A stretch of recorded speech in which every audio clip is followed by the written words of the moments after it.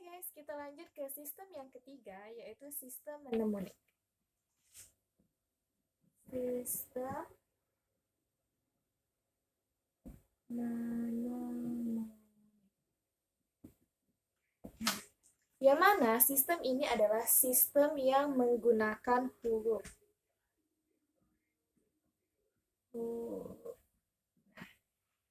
Beda dengan sistem mnemonik. Mnemonik itu menggunakan angka. Dan mnemonik adalah menggunakan huruf. Nah, bagaimana cara kita melakukan penomoran akunnya atau pembuatan kode akunnya? Kita ke akun pertama dulu, yaitu akun aset. Pertama itu aset. Nah, cara sistem mnemonik adalah melihat ini kan aset. Nah, aset dengan huruf awal A. Maka dari itu di sini kodenya A. Karena dia menggunakan huruf. Nah, aset kan terbagi menjadi beberapa golongan. Yang pertama itu ada aset lancar. Yang kedua itu ada investasi jangka panjang. Investasi jangka panjang. Yang ketiga itu ada aset tetap.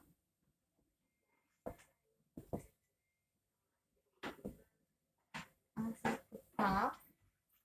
Yang keempat itu ada aset tidak berwujud. Dan yang kelima itu ada aset lainnya. Nah, bagaimana cara penomoran akunnya? Kita lihat dulu yang pertama itu aset lancar. Nah, untuk yang kode pertama itu kan A sudah. Jadi, untuk kode yang kedua mengikuti subgolongnya. Ini kan subgolongnya lancar. Jadi, apabila akun tersebut akun aset dan aset lancar, maka kodenya itu AL. Paham? Nah, ini AL ini merupakan A ini adalah aset dan L ini merupakan lancar. Aset lancar itu tergolong lagi jadi beberapa macam. Di antaranya itu ada kas dan juga piutang usaha, perlengkapan, peralatan itu masuk ke aset tetap. Jadi itu ada perlengkapan, persediaan barang dagangan, ada hutang, maksud saya ada piutang. Nah, jadi apabila itu aset lancar berupa kas, maka di belakangnya ini kita tulis K. Jadi apabila kodenya AL K, artinya ini aset lancar berupa akun kas. Seperti itu. Lanjut ke yang kedua. Penomoran akun yang kedua ini merupakan masih lagi ke aset. Masih berupa aset. Nah, ini investasi. Jadi kita tulis di sini A untuk asetnya, untuk nama akunnya, dan I untuk golongan akunnya, dan jenisnya apa. Biasanya investasi jangka panjang itu berupa saham. Jadi di sini kita tulis S. Seperti itu. Dan juga seterusnya. Apabila untuk aset tetap itu kan ada peralatan, mesin, tanah, gedung itu masuk ke aset tetap. Nah, jadi apabila pengkodeannya aset tetap, kita masukkan dulu ini aset tetap. Artinya kita masuk tulis A dan juga T. Maksud AT ini merupakan aset golongan tetap, dan misal kita di sini menggunakan tanah.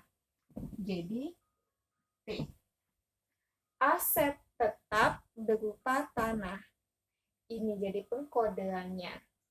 Begitu juga aset tidak berwujud, itu kan aset tidak berwujud kan itu ada seperti goodwill, hak paten, hak cipta. Jadi di sini kita tulis aset TB tidak berwujud berupa goodwill, GW. Berupa goodwill. Nah, apabila ke akun selanjutnya yaitu akun hutang, kedua itu akun hutang. Sama halnya seperti kita menggolongkan atau memberi kode pada akun aset tadi. Jadi, di sini hutang itu huruf awalnya itu H. Maka dari itu, kode awal dari hutang, akun hutang adalah H. Hutang ini terbagi menjadi dua, yaitu ada hutang jangka panjang dan juga hutang jangka pendek. Ini pendek, dan ini jangka panjang. Hutang jangka pendek ini terbagi lagi menjadi hutang dagang, terus hutang obligasi, hutang jangka panjang ini seperti ada hutang hipotek, hutang pinjaman ke bank, tergantung. Kalau misalnya hutang banknya nominalnya besar, maka itu ada satu lagi hutang lainnya. Biasanya hutang lainnya ini berisi hutang perusahaan kepada bank yang sifatnya lebih dari satu periode atau banyak. Nah, apabila akun hutang dan jenisnya hutang jangka pendek, maka di sini kita tulis H untuk hutang, JP untuk jangka pendek, dan D untuk dagang. Jadi hutang jangka pendek akunnya hutang dagang. Apabila untuk hutang jangka panjang itu seperti H, PJ, H. Arti kode ini ialah hutang jangka panjang berupa hutang hipotek. Oke, next kita ke akun yang ketiga yaitu akun modal.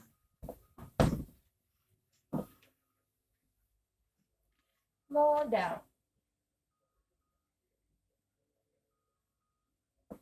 Sama halnya dengan aset dan juga hutang. Kita lihat dulu ini. Huruf awalnya itu M, maka di sini kita tulis M. Modal, apabila perusahaan perorangan itu hanya ada satu modal yaitu modal pemilik. Nah, kalau misalnya perusahaan perorangan, jadi di sini kita tulis MP. Karena ini pemilik, perorangan maksudnya, perorangan.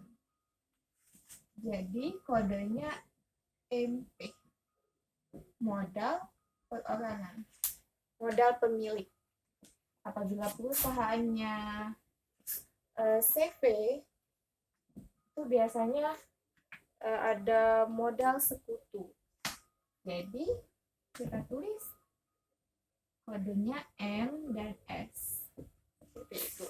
Kalau perusahaannya berupa perusahaan persekutuan seperti firma gitu, CV. Dan yang keempat itu akun pendapatan. Pendapatan itu sama, masih seperti tadi caranya. Nah, pendapatan dibagi menjadi dua. Itu pendapatan operasional dan pendapatan non-operasional. Pendapatan operasional ini adalah pendapatan yang diakibatkan dari aktivitas langsung suatu perusahaan.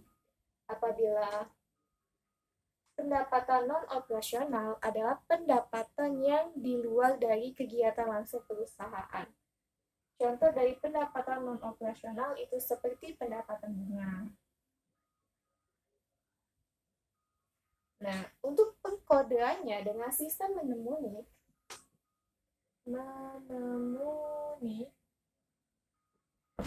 sama seperti aset, hutang, dan modal tadi. Ini adalah kode P untuk pendapatan dan O untuk pendapatan operasional. Jadi, apabila pendapatannya berupa pendapatan jasa, di sini kita tulis keterangan J. Artinya, ini adalah akun pendapatan operasional berupa pendapatan jasa. Seperti itu. Jika pendapatan non operasional, maka di sini kodenya